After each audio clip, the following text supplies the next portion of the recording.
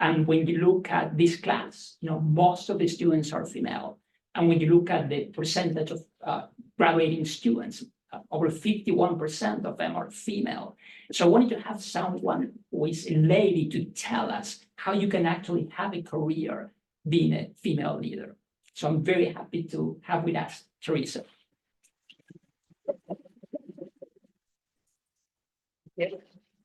You really did your homework. You're remembering things about me that I don't remember about myself. So the way I do this is instead of me asking questions, the students will be asking questions. Yeah. And if you want, we can have the first question that's coming from Amelia. Amelia?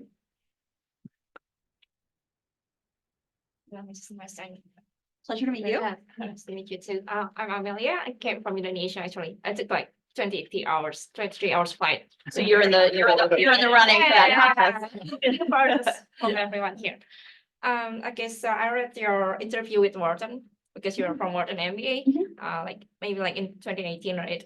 I think the interview. So my question is, Microsoft offers mutual benefits to startups that partner with them. So what is actually the primary advantage for these startups to be engaging in Microsoft's corporate venturing program compared to just receiving funds from traditional venture resources, from traditional venture capitals? Yeah, that's a great question. So I think I would frame the question slightly differently in the following way, which is that there is no one source of funding or of assets and resources, and you will not get anywhere if you think of it as either or. So, it's a journey, not a moment in time, and at different moments in that journey, different opportunities make themselves available to you. Taking in outside funding, whether if it's friends and family, that could be a different thing, but generally speaking, they want to see a prototype or something like that. Our Microsoft for Startups program is really easy to sign up for. You can just go to a web page and sort of create an account for your company, and with that you're getting free software, free cloud services. I'm pretty sure LinkedIn is in there, GitHub is for sure. Just like a full-on starter pack to get going. And we want it to be as easy as possible for entrepreneurs to get started in the software business. Now, in particular, the cloud stuff can increase a whole lot over time. So it's Microsoft for Startups is not just a moment in time, like click here and then you'll get all of these free goodies. It's a starting point, and then as you grow, you'll have you'll exist on our radar. You'll have access to programming, to people, to events, ways to learn. And also we can grow, or I'm not in that program at this point in time, but we can grow your access to what you need based on how your business is evolving. So for example, I believe right now it's $10,000 of cloud credits, which should be fine for anybody to get started. But I mean, that can ramp pretty quickly, depending on what you're building. Thank you so much. Yeah, very much. In fact, I believe that Bunny, are you here?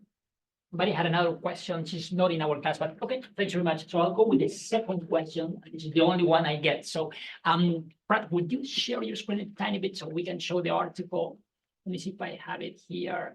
So there was this article on the Wall Street Journal, which was saying how companies like Microsoft, Google, and others, you can stop sharing, help out, startups and so on. And the article was commenting on Open AI, right? And it was saying how, Microsoft invested $14 billion in Open AI. But at the same time, Open AI was buying cloud services from Microsoft and so on. At one point, when the article was written, like $400 million of revenue was coming from OpenAI. So there was like a return on it. Now, if you think about it, this is a real clever strategy, because few simple terms is, imagine that you have a flour company, right? And one of your friends is making cookies. So you give, flour to your friend, which has a very high margin, like cloud service is about 80%. So you're able to increase your sales, and then your friend gets the flour, but also you have an investment in the company, right? So it's a real good way to go about it. And it's not just Microsoft, but Google and Amazon are doing it as well. So what we try to learn is great strategies, right, that we can use in different businesses and so on, at large companies or at small companies. Could you tell us a bit more about how this idea of giving and then receiving back is a good business idea? Sure. So what you're seeing today in what we call the hyperscalers, which is the major cloud companies, so Microsoft, Amazon Web Services, Google. I'll kind of limit it to that. It's a little bit of a bigger market, but that's the big three. What that market represents is, first of all, like the three truly strategic suppliers, if you will, to software companies, especially, to software companies. So if you look at, expenses, it's other than headcount, it's like the other really, really big one. And so two things going on. First of all, like from Microsoft's perspective, we started really as a software licensing company. So our revenue was about, charging for licenses. And then that was this very attractive revenue stream in the sense that it was, evergreen. But with the advent of the cloud, and also remember, any startup at that point would have to buy their own servers, set up their own DevOps, all of that kind of stuff. So the cost of entry was really, really high for startups back then.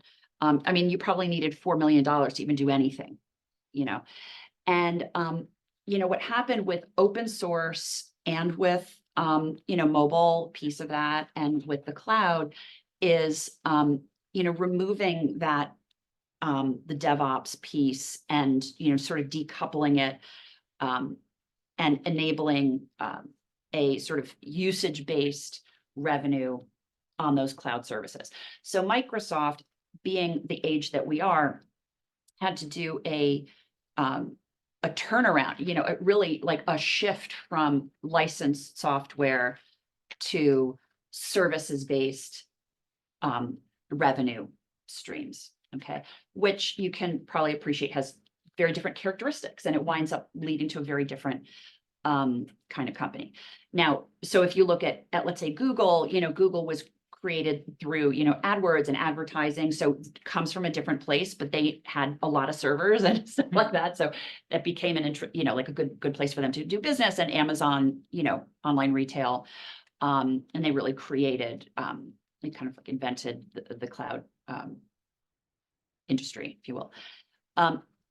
So something really important or profound in this shift from licensed software over to usage-based is that it actually can align us together so that your growth is our growth. So imagine like if you buy, a license from me for, let's say, $25 a seat, that expense for you is going to be headcount driven, right?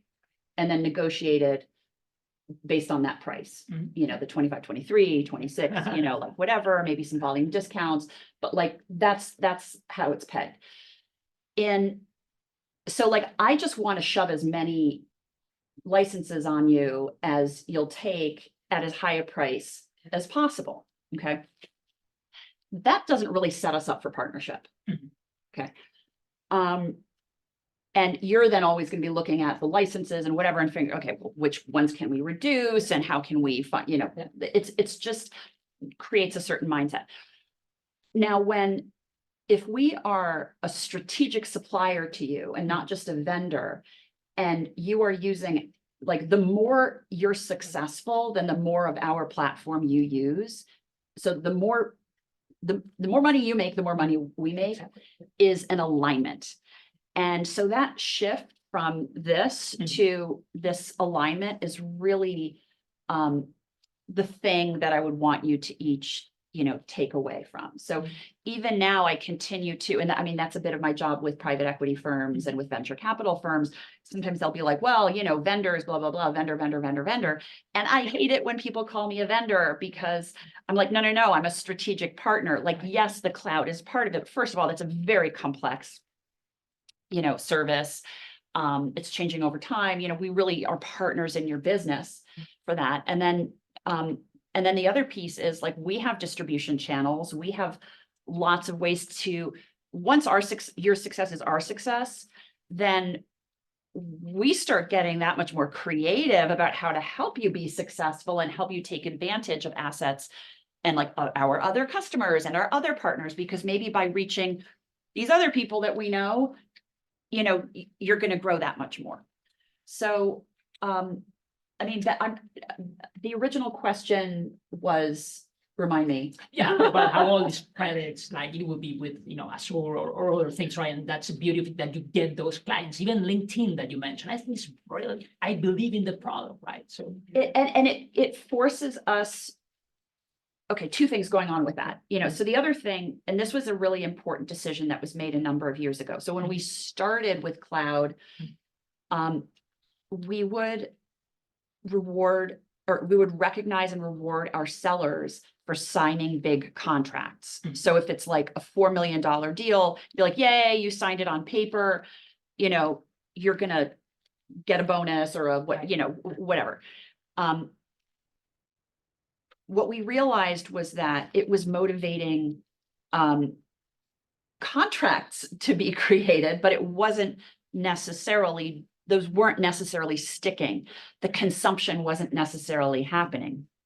And so we quickly learned that it's not the contract on paper that's important. It's actually the consumption. Because if the consumption is happening, then we're billing it.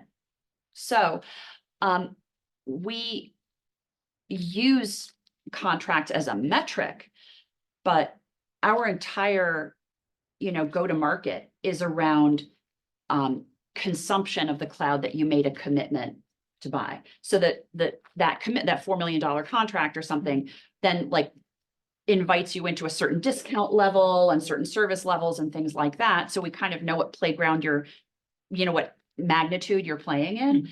But our feet are held to the fire for you to be using that cloud or using those services. And if you're not, then why not?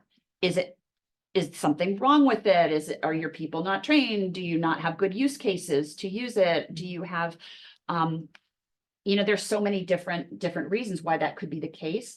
And so it puts the onus on us to work really hard to figure out how you're going to use that to get the outcomes that you're looking to get. So our outcomes are really, truly aligned. That's really the magic of it, I find, because once that's the case, then every single conversation winds up pegging back to that over and over again, and things get really exciting. Yeah. Let me just build for a second, because in the beginning, right, it was basically for more services like Microsoft 365 and LinkedIn and so on. And the reason why I think that's a great idea for Microsoft is that the startups don't have cash, right? So they would have gone to a competitor, Google, right? So you guys are better off, right? Now, with the latest changes now, there is a discount of 75% on LinkedIn and so on. So it appears like lately Microsoft has reduced all its benefits, right? And it's focusing more on the cloud services. But would you say that, for other startups, not just the ones that use cloud services, those who could use Microsoft 365 or products like that, it's a great idea to give these incentives? Yeah, I definitely. I think, for sure, but you also can't overdo it. Like so I was, this is more cloud again. I know you're, also talking about M365 and let's say Dynamics, but if I were to give you like $100,000 of free M365 and you're a 3-person shop, you, first of all, like, it may sound sexy and whatnot, but you still may or may not use it. True. Number one. Number two is it sits on my cogs. So we learned that we needed to both like to give out less Mhm. while focusing on that consumption Mhm. and then help and give more based on the consumption. Because that's where the value gets consumed, Mhm. you know, and used to grow a company. And that's also where it gets delivered for us, you know, like that amount is enough Yeah. to get you going. So yeah, that was like a really key learning, Yeah. you know, early on, actually. I mean, I gave away a lot of free cloud. Yeah. And then, by the way, like there wound up being like, there were people who were trading their cloud credits, created a secondary market of their cloud credits. None of these are for the terms of service. Right. Mining Bitcoin with their credits, and you know, we could see Wow. like consumption, you know, oh, whoa, you know, a huge amount was used in a day, you know, this kind of thing. So we really mean it when we give out free services, but we really mean for it to be used for the purpose of building companies. So so that just was really important learning for us into like how that dance works. So giving away, absolutely, you know, helping you learn how to get the most out of you with the tools that we have. Mhm. Absolutely. Yeah. Thanks very much. Yeah. I think it's a great clarification. Also, Mhm. thanks for bringing up the point about COGS or cost of goods sold, the cost that we talked about. Yeah, I mean, I wouldn't have even mentioned it Yeah. except for with your Yeah. preamble, realizing that this Yeah. is a finance class. Yeah. You know, Yeah. it's for Thanks. real. Yeah. Thanks for doing that. Should we go to the next question? Yeah. Hello. Hey. Again. So my question is, oh, by the way, I'm Nicholas. We're from best Miami. friends. We met in the elevator. Yeah. That's correct. Yeah. Talked before, known each other for a while. Actually work here at NYU, so through my role, I've kind of been growing accustomed to AI, but I still have a lot of questions about it. And for me, my question to you is how important is it for Microsoft to establish their Microsoft responsible AI when partnering with the company to ensure that the company and companies are following similar practices when engineering their AI? Thank you for asking that. Such an important topic. We have been so first of all, you know, AI is actually not new, right? We've been making massive investments in AI over 20 years. And during that entire time, we've also invested a great deal in research through MSR, which is Microsoft Research, with you know, postdoc students or postdoc academics in like sociology and whatnot, to really be, you know, to think hard about and create frameworks around ethical AI. So a lot of work has been done. As you all can appreciate, we're just scratching the surface. But it has been of critical importance to us from the very beginning. And that's only getting more and more. So you can actually look up Aether, AETHER, just, you know, do a search for it, but it's on the Microsoft.com website. There's actually a huge amount of information, frameworks, papers, tools to support companies as they, you know, think through how they're going to be applying AI. Now, we also, anything that we're putting out there, we follow ourselves. We don't put it out there if we don't do it ourselves. Some people call that dog food, eating your own dog food. Our chief commercial officer, Judson Althoff, says, I call it champagne. We drink our own champagne. And I do think that he's right on that. But yeah, I mean, looking to put these to use. So as an example, when let's say like last summer, as Azure Open AI was becoming available, you know, we weren't just actually that situation you had about, you know, if you have limited amount of capacity or of a product, how do you decide that? That was, I get involved in that a lot, actually, as new products are rolling out, and you don't just go like from 0 to 100 overnight. You have to be strategic about how you roll stuff out. And the ethics were, absolutely front and center in figuring out who was going to get early access. So, scenarios that we felt were appropriate, teams that we felt were aligned with these values, and also teams that we could co-learn with. So as they inevitably found things that were wrong, that needed to be fixed or needed to be improved, or whatnot, we wanted them to be with the kinds of customers that we have good relationships with, and they'll provide us that feedback loop, not just take it, somewhere and take over, and attack the world with it or whatnot. None of it's ever perfect, but that's foundational. Amazing. Thank you very much. Much, yeah. So next question is from Ashna. The Jersey girl. Yeah. Okay, it's nice to meet you again. Pleasure. Okay, so my question's a little wordy, but in what ways do you see the AI tech and strategic alliances of Microsoft, including the investments made through its venture arm M12 and the acquisitions of startups like Figure and Mistral AI, influencing the approaches taken by private equity firms, especially when it pertains to ventures that are specifically focused on AI? Great question. So AI, being, let me call it sort of a flavor of the cloud, but basically, like, if you look at AI, and looking at AI as, and the cloud that it's built on as its tooling, right? Like, we're talking about tooling, and it's entrepreneurs and companies that are going to take those tools and convert them into, whatever goodness. It's still the old fundamentals of a value chain kind of stuff. So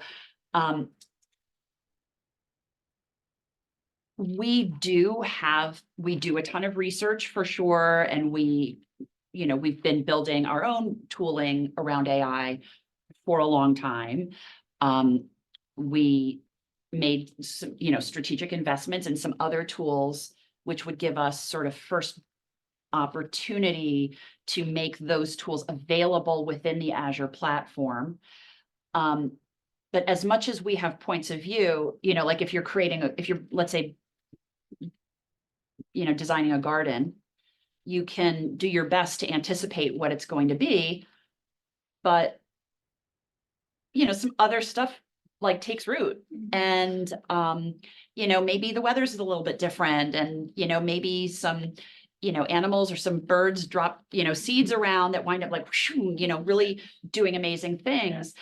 And we believe that that's beautiful, and that's part of what should happen. And so we view it as an ecosystem, not as just our first party solutions are the only things and the only ones that should be used, which is the very old school way of doing things. So this is all, you can probably imagine, that's part of both our cultural shift, but our cultural shift is in the context of open source, and ecosystems,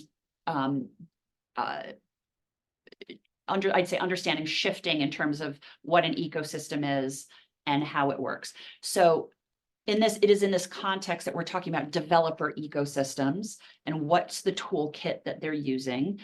And we want as much as possible to be on Azure. But that also means that they may like some of our tools on Azure, but they may like other people's tools on Azure. So if we can make it as seamless and delightful as possible for developers to do what developers need to do, without needing to leave our environment, then that's an optimal experience. And so it is within that framework that the idea of, there are three ways to seed an ecosystem. We have first party products, and then there are, things that we build, there are things that we buy. But then a ton of it is is alliances, programs, partnership. And we have a lot of different programs where a lot of different companies can make a lot of money by availing themselves like making their experience really good and differentiated within the Azure environment. And because it's driving Azure and because it's driving that delight, we want to bring them to our customers. You know, we want them to be successful. So from a ratio perspective, I guess what I would say is, you know, it's the rarest thing is the, you know, an outright acquisition, right? One out of thousands. And then an equity investment of some kind is, you know, next in there. And then also whether it's, I would say, acquisitions, most of our acquisitions are actually not the ones that you know, really hear about. They're more sort of product alignment specific. And so they'll be more like, okay, well, is this prospect one that would help us either fill in a gap that we have in this particular product set, or is it one with which we can leapfrog? So, you know, that's the way that thinking is. And then finally, like the whole partnership thing is about how can we invite great stuff into our garden so that they can be, you know, insanely successful in our open garden. Thank you so much. I appreciate it. Yeah. Also, I want to say I love your style. Thank you. I love your tagline. I know. You know, I love the Jersey girl. green and the Yeah. necklace. Oh, thank you. Beautiful. Same. Oh, Daniela? Yeah. Who's next? Hey, my name is Daniela. I'm from Miami. I just want to start off by saying thank you for coming. This is a great opportunity for us. And my question is, what opportunities do you envision for AI-driven decision-making processes for optimizing investment portfolios? Oof, okay. And I think when we read that question, was it specific to PE and VC portfolios, or was it investment in general? Investment. Whatever, yeah. So here's the thing. Mm. I'm not an investment expert. And so it's really not my problem to solve. Mm. So, but what your question does is it illuminates the need for, and the reason why, like, Microsoft can't do everything, Amazon can't do everything, Google can't do everything. You know, so we create platforms, and then we, you know, so in our case, we have industry verticals, and then we also have sort of functional, you know, areas where each of which we're looking to partner, because we know that there are customers out there, whether they're enterprise or consumer, who want that kind of service. It's not my expertise. It's not Microsoft's expertise, and it will not and should not be Microsoft's expertise. That is room for an entire industry of investment managers to do. Now, as for AI, I mean, there are,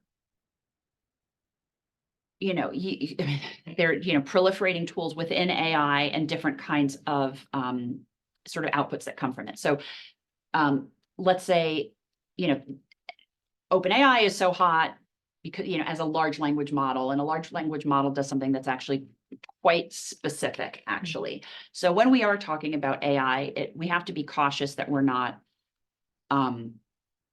just thinking that OpenAI and AI are synonymous with each other, and that they only, you know, they do the same thing. So large language models, or an OpenAI, is a really, really, really powerful autocomplete function. That's really all it is. Don't ask it to, I mean, you can ask 2 + 2, probably by now it'll say =4, but it's not a calculator. It's not, you know, it is specifically taking a corpus of data and providing, based on your prompts, like the kind of a best guess, or, you know, a try at what your prompt is asking it for. So it's really, really good at summarizing data. It's really, really good at listening to meetings, converting that into text, and then like, so transcribing it, translating it, coming up with the key points, extracting action items out of the meeting. So I guess I would say, again, like, not being an investment manager, but how are those functions, how can they make a difference? You know, is it like you're recording every single analyst call, and then next to that model, attaching some different kinds of AI or different kinds of models to take that information that you've come out, and then maybe it does spit into, you know, your Excel models or, you know, some different types of analyses. So it's not really doing analytics. And so what's cool, like we have a slide that we use that shows our AI toolkit that's within Azure, and they each have different functions. And when we do envisioning sessions, which is at core what you're kind of teeing up, is, you know, we'll sit down with key thought leaders within investment management, let's say, and listen to them talk about, well, how is the sausage made? How is the money made? What are the key areas of opportunity where they think that they could do better? And we look at the capabilities that come out of the tooling and come up with hypotheses around how they can mix together and then become things that we can prototype together, test stuff out, and then based on that testing, if they might be worth productizing. So it takes two to tango. And I can't speak specifically to investment management, but what I can say is that, you know, every single business is embarking on an AI transformation, and it is up to them to steer their ship. And we're here to help, but it is their ship. Right. It's not our ship. So Thank you. I so hope that much. helps. That's the non-answer to your good question. Thank you so much. Robin, would you like to next? Yeah. I'm out of my chair. Are they seated like in a row on purpus? Yes, they are. Yeah. Wow. Everything's organized. So well organized. Yeah. I'm like, Yeah. go against the grain. Can't help it. Thank you for coming. I liked following you in also because of the outfit. Thank you. So speaking of partnerships, you spoke about that earlier. Can you share an example of a successful partnership that highlights your collaborative efforts working with PE or venture capitalist firms where you really leveraged AI? Sure. Okay, so in my current job, I run Microsoft's relationships with 5 named private equity and VC firms. They're big ones. They're Vista Equity Partners, Warburg Pincus, Thoma Bravo, NEA, and Tiger Global Management. So each of them has a large portfolio of mostly software type companies.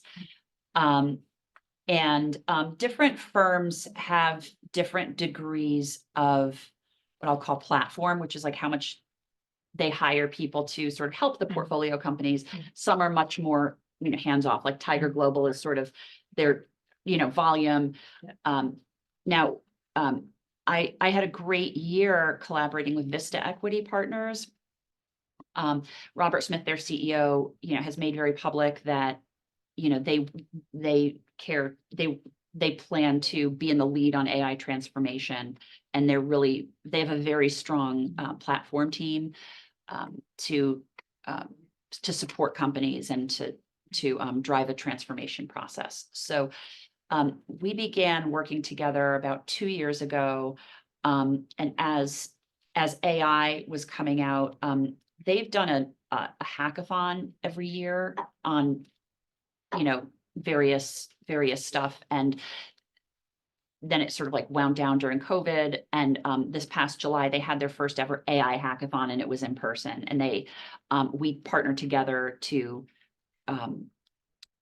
avail Azure Open AI to their companies. So through this, it was in very limited availability at that point in time, but we got 30 of their portfolio companies onto Azure Open AI. So when you talk about like distributing stuff, Right. you know, typically what Microsoft will do is we have our strategic 500 customers. I mean, these are like really big names. And there will always be a rubric around when we're rolling something out. How is it, you know, going to which segment is going to get it first, and we kind of phase it, course correct. I ran through walls on behalf of Vista to give their portfolio companies access to Azure Open AI that was equivalent to what our Fortune 500 customers would get. Which was a really big deal. I mean, it meant that they were getting stuff months in advance. They could really get a leg up on beginning to experiment with this tooling. And given that their portfolio is all software companies and it's all, I mean, part of the thing too is that if you hand someone a Maserati, you need to give it to someone that has like the knowledge and skill to drive a Maserati, and I think an issue that happens right now is people think like, oh, well, OpenAI is this panacea. It's kind of like using an AK-47 to swat a mosquito. Like, you don't need that for that.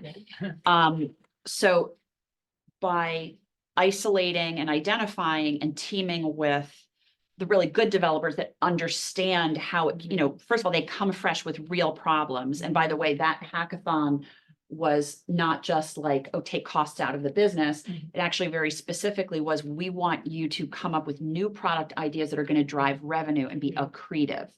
So that's something that I think, especially given that you're a finance class, to be thinking about with AI is this all about just pulling costs out, or is it about creating new business models? And we really, really do believe that it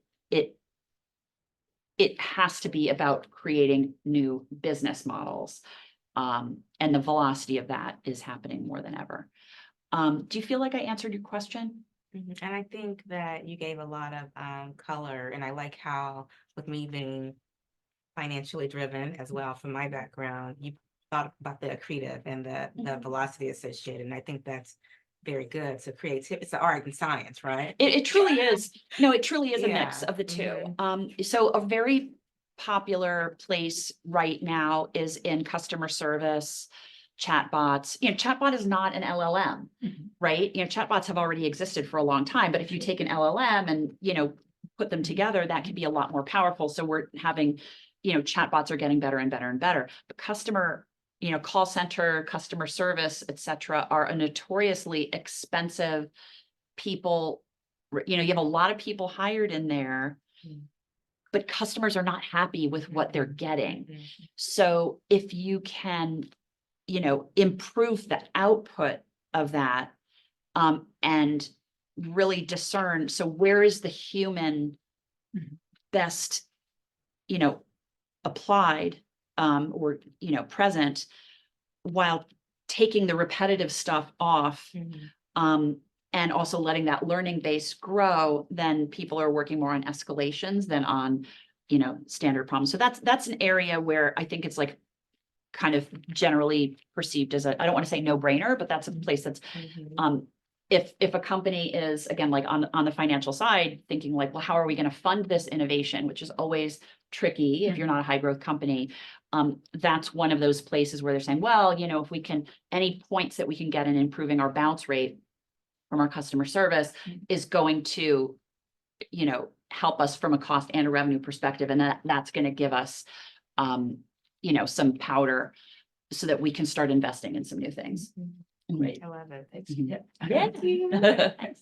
So before we move into the next section, which will be about the leaders, will you share your screen for a sec? So this one is a finance for marketing class. So all of them are marketing majors. And what I would like to share for those of you joining online is that this class is open to everyone, right? And you can ask questions, please send them to us 2 weeks in advance because we get hundreds. Next week at the same time, in the same class, we have a VP of sales from Delta. And then the following day, the former executive vice president from Estee Lauder, she was the first speaker to this class.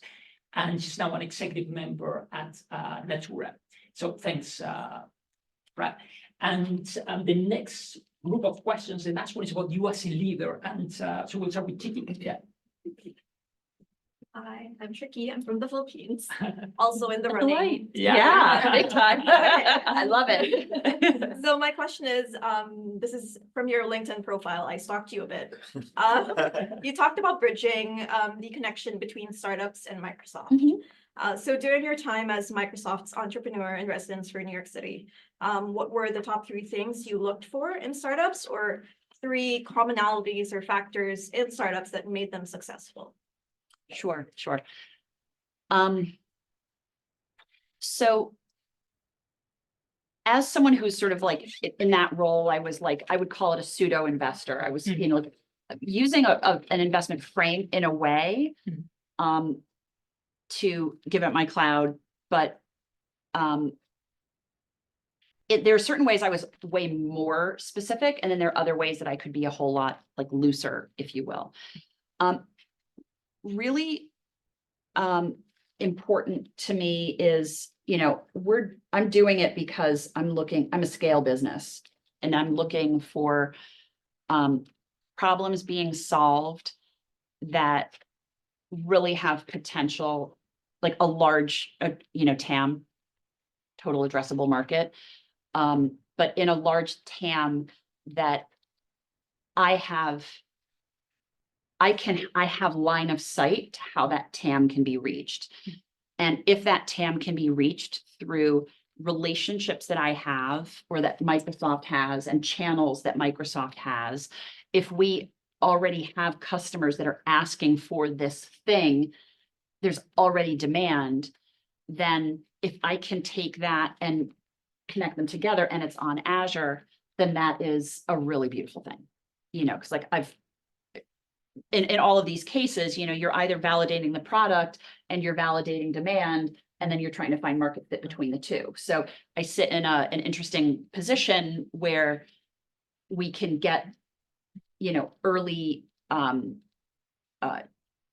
say like a triad together to say, can we prototype this? Can we actually, you know, solve this problem with live code in a way that benefits this customer and that you are uniquely, you know, providing that is a technology solution, and it has to be a technology solution for it to be relevant to me, and that you have some secret sauce unique to you that converts, you know, this problem into being solved and allows you to charge a margin on top of, you know, the cloud and whatever else is in it. So that product market fit to the customers that I can reach is a big one. So like generally speaking, we're really good at enterprise, we're really good at developer tools, we're really good at security. They're just areas where we know you know, we're at the forefront of what's going on, or we're talking to the key people that are the demand for that product. So we can assess that. Now, on the other side of things, I mean, of the same equation, when looking at an entrepreneur or at a team, we have to ask the question, can they handle the scale that we can give them if that fit is there? So a mentor of mine said a long time ago, when I was pretty new to Microsoft and I was just trying to figure out like how this place worked. And I mean, I've been here for 10 years. I'm still figuring out how it works, if you will. And because it's also always changing, you know, every single day. And she said, you know, Microsoft works at 2 speeds, light speed and off. It's like a blender. So can that startup, or when does that startup mature to a point that we throw them into that light speed scenario? Because, you know, if we're talking about enterprise customers, like the kinds that you work for, it needs to work. It needs to consistently work. There needs to be customer service. There needs to be, you know, a whole lot of, a lot there to be enterprise grade, if you will. So I'd say like one piece, now you can't do all of that overnight. So it is helpful when someone has, I mean, probably the best scenarios are if you have a startup and you came from his company knowing that there was a need, and then you went and built what he needed, and then you begin working together right away.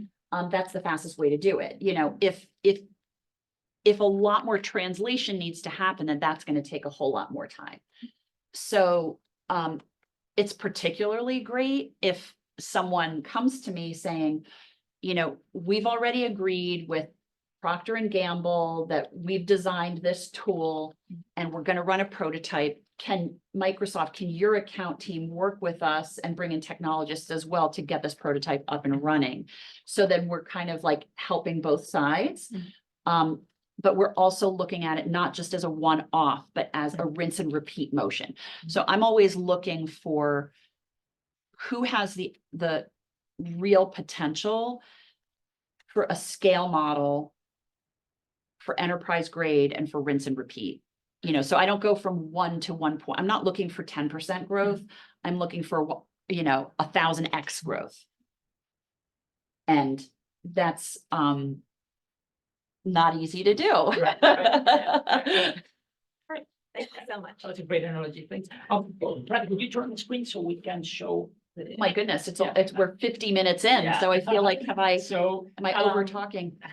So I was once an international student myself, and so what we typically do when we invite speakers and talk, we just go ahead. We show those companies that hire international students. You see on the green light, Microsoft, and those who don't. And maybe TAP can build on that question. You can turn it off. Hi, Hi. no, nice to meet you. Nice to meet you as well. Thank you so much for this opportunity today. So as an international student, my question to you is, why does Microsoft, along with many of the top rated companies here, hire international students, and how does it benefit Microsoft? I mean, I think the answer is actually super straightforward. You know, we're looking for the best talent in the world. We're a global world-class company, and you need to have, first of all, the best brains in the world to do so, and secondly, a plurality of points of view coming together to help us find that scale function, help us find opportunity, and like we're just all better together when we are a diverse group. So it's fundamental to who Microsoft is, and I think everyone at Microsoft like loves that about Microsoft. You know, so yeah. Thank you so much. Thanks very much. Okay, Katie, if you should the last question. Thank you so much for taking the time to be here. I think we're all super excited. We're really looking forward to this. Everyone got here, early. Because Super you're- early and everything. You're so well organized. Really excited to see you. So my question here is, I know there's a lot of women in this class and for myself as well. So as a woman, what would you say were your major challenges when you were pursuing your career, furthering your career as a senior position at Microsoft? So it's a journey, not an end point. I think I would start, sort of as a human first, and then, as a human who happens to be a woman. Because, let's say in college and when I was running out there, I didn't think I was really any different from men. I mean, at that point I wasn't married, I didn't have kids, so I definitely was of the mind of like, gender doesn't matter, all this stuff doesn't matter, and anything you can do, I can do too, or do better, or whatnot. I do think that early in one's career, and this is now me looking in the rearview mirror on it, that I think like during that phase, I always felt like I was sort of the ingenue in the room, sort of like the youngest and like coming with the new ideas and this like breath of fresh air. But was I taken seriously? Maybe not. But like as a, if a team is together, I was definitely viewed as intense and, all of that stuff. I knew I wanted to get married. I knew I wanted to have a family. I was of the view that, well, of a few things. One is I just personally have always believed that I wanted to work on important things. And that I like it. It's where I want to be. It's what I want to do. So that's just a seed of who I am. And that was irrespective of my gender or of anything. I get I mean, by the way, full disclosure, I've like severe ADHD. But I'm very competitive. I am very creative, so it turns out that my skill set was probably better for like really complex scenarios at a place like Microsoft than at like, a store or something like that. I would like lose my mind. Now, when I got married, that already was sort of weird. I'd be like, do I wear the ring? Do I not wear the ring? Like, is that helpful for them to know or not know? That this is like the late 90s. So, 2000. So it was a long time ago. But, and then when I had my first child, I did feel like then when I came back, and this was pre-Microsoft, but it was PwC. So like really good company, really helpful. I felt like I came back and I was the same person, but I felt like I came back and everybody viewed me differently. Was that true? Was that not true? I don't know. But I feel like I went from being the ingenue to the old lady overnight. I do not remember a minute when I was right in the middle. I really don't. Again, that could be, in my own head. I've had the privilege to, I think that like my women's network was not as important to me earlier in my career, but as I did transition into having a family, and, trying to, making trade-offs all the time around growing my career and nurturing my family. Cause like, you can't do it all at the same time. You have to take trade-offs. I'm sure my career would be, I know from the outside looking in, it's like, oh, wow, look at her. She has this like awesome career. I mean, yes, kind of, but I can think of stuff I could have been doing, like maybe I would have my own venture fund if I had, whatever, I don't know. So I know that I made choices along the way that were what my family needed.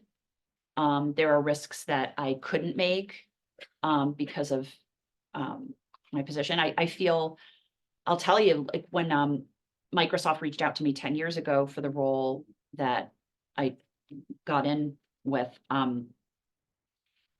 I had just been an entrepreneur, for a bit, and I was like, wow, I like that. I enjoy it, but I cannot do that right now. My kids were pretty little. Yeah.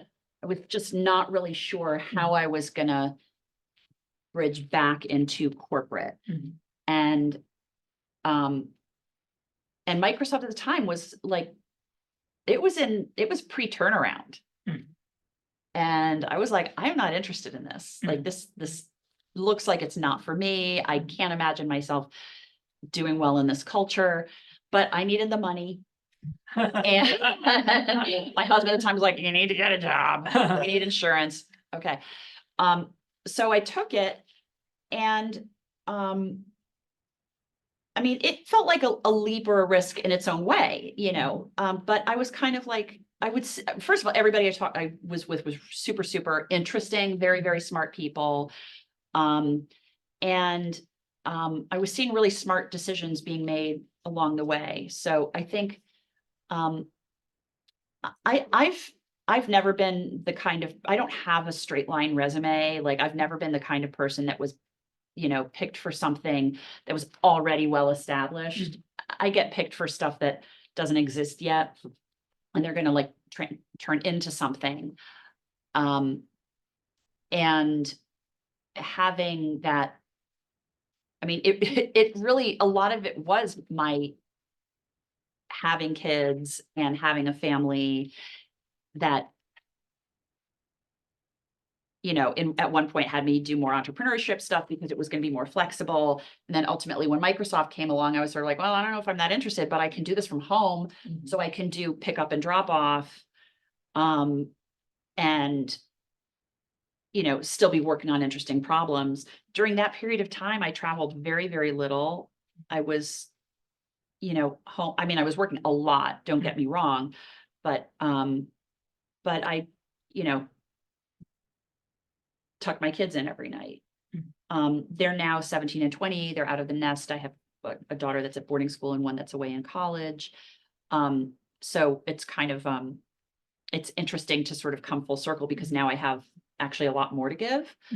But I have the point of view and arrogance that comes from being 53 years old, which is, I'm not going to do that. I'm going to do that. It's always a mix, but at any rate, I feel Microsoft, when they hired me from the beginning, was like, I was a voice about women in tech already. I'd been doing a lot of like blogging and social media and, stuff like that. especially as I had been a CEO before then, and it just, I was actually really shocked at how much attention I drew because I'm a woman and because I'm a mother. I never, that was not like my core identity. It was always, I want to be a world-class business person and who happens to be, a woman. So I've often struggled with does that matter or does it not? But I can see that it matters to many, many people. So, when needed, I'll, show up for it. But I mean, each one of us is human first. Yeah. And, wants to have our impact on the planet. So. Thank you so much. I Yeah. mean, early in our career, like we don't know that it matters, but I feel like hearing your story is very inspirational that, you can do it all. It is the testament that you can do it. Not all at the same time. Not all at the same time. Not but- all at the same time. I will say, like, whatever you can do, especially when the kids are little. I mean, I'm making like huge, making a lot of assumptions here, but I can speak to, having had children, that when they're little, they're very interruptive, they have a lot of needs. But when they're super little, especially when they're infants, like they don't know if it's you or if it's a babysitter that's feeding them or whatnot. Like you actually have more flexibility. It's as they become like middle school, high school that they really need you, and your help with them emotionally and all of that kind of stuff. So the needs of your kids really do change over time. I have greatly valued being part of a company where there are a lot of other people with families. And so everybody understands, kind of what that, what the demands are of that from day to day. So I feel very comfortable there. It's been nice. Yeah, thanks. That was an excellent answer. Please stay there. So I'll just stay for a second. So what I would like to do, would you turn on the screen and so we get going? So you guys will get an email later on asking for your feedback, and you can tell us what you liked and what you didn't. Going back to the idea of international students, we have created a company to help companies hire our international students. We do all the contracting and so on. It's called NYU Plus. And so I invite students to join and also companies to help us out, getting the jobs for them. And now I would like to thank the people who have helped out to make this part. And this class is done completely by students, right? And you will see next was done by students. So I would like to thank Pratt, who was the master of ceremonies. Yeah, thank you very much. I would like to thank Bunny, who was doing all the research for Taff, who was the coordinator of Microsoft. And then Peggy, who made the video that we're going to show you now. Oh my gosh. Yeah. So turn around and then Should I move? yeah, whatever it is here.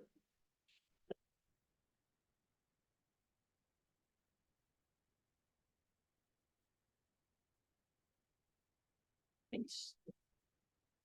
There we go. Perfect.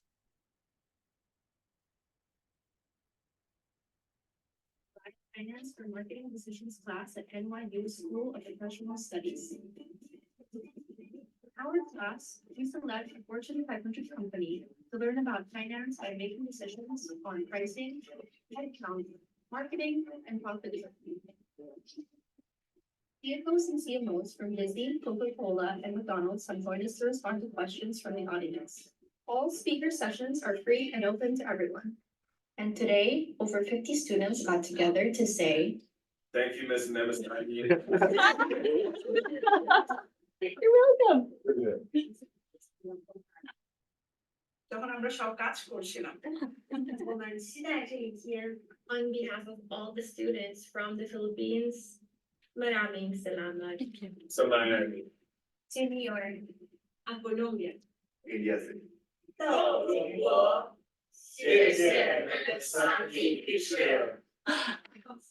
Nemessanyi. ধন্যবাদ miss নেমেসানি। Shukriya, Ms. Nemessanyi. Gracias, señora Nemessanyi. Thank you, Ms. Nemessanyi.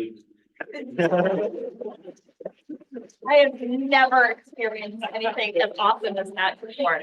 I'm so grateful for each of you. This was really, really, really special. Thanks very much. And that's it, but we'll continue the class. We're going to go through the preparation for the final, right? So you guys can take a break.